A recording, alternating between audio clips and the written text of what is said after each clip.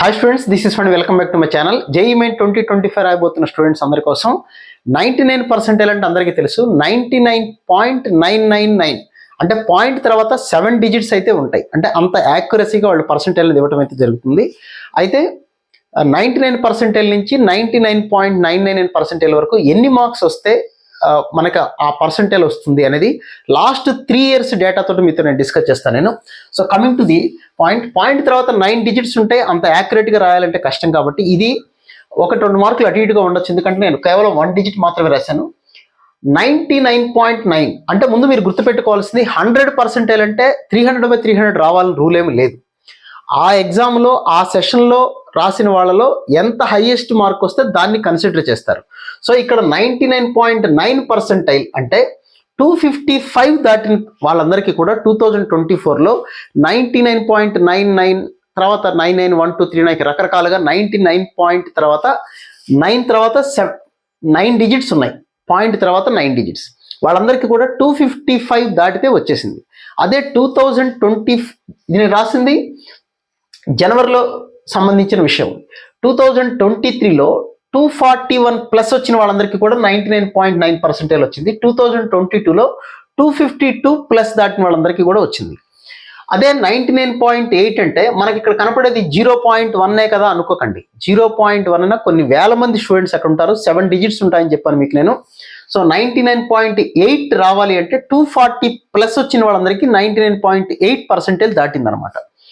226 2023లో 238 2022లో 2022 అనేది మీరు అంత కన్సిడర్ చేయాల్సిన విషయం అయితే లేదు. అది పాండమిక్ సిచ్యుయేషన్ వెళ్ళిపోయినటువంటి బ్యాచ్. కొద్దిగా ఇది కరెక్ట్ కాదని నా ఉద్దేశం. సో 99.7 అంటే 232, 99.6 అంటే 223. గ్యాప్ చూడండి చాలా తక్కువ ఉంటుంది. ఇక్కడ నుంచి వచ్చేసరికి గ్యాప్ తగ్గిపోతుంది. ఈ గ్యాపే ఎక్కువ ఉంటుంది. ఎందుకంటే అంత cream of the cream students ఇక్కడ ఉంటారు కాబట్టి ఈ స్కోర్ ఎక్కువ ఉంటుంది. ఇక్కడ నుంచి గ్యాప్ చాలా తక్కువ ఉంటుంది. మీరు 99 అంటే 195,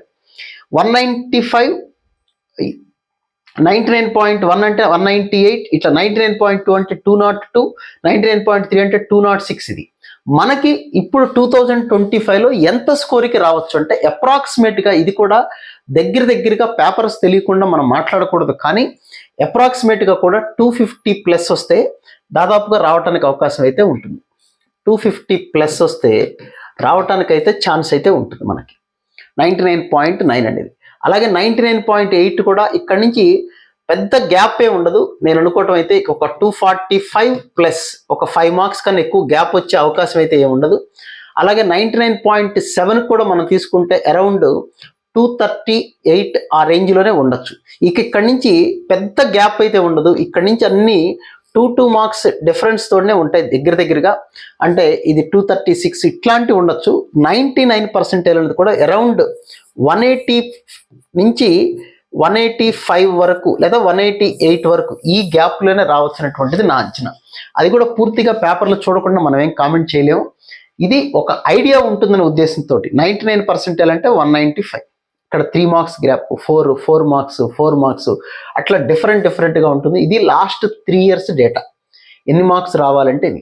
సో మన టార్గెట్ మనకు ఒక మంచి బ్రాంచ్లో టాప్ 10 NITస్లో అయితే టాప్ 5 NITస్లో కన్నా కంప్యూటర్ సైన్స్ బ్రాంచ్ రావాలనుకుంటే ఈ స్కోర్ 195, ఒక 5 మార్క్స్ అటు ఇటు అయినా పర్వాలేదు.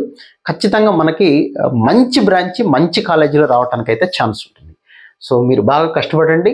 చాలా తక్కువ రోజులే ఉంది కాబట్టి జేఈఈ మెయిన్కి మళ్ళీ ఇంకొక వీడియోలో మళ్ళీ కొన్ని విషయాలు డిస్కస్ చేద్దాం. So wish all good luck guys. Thank you.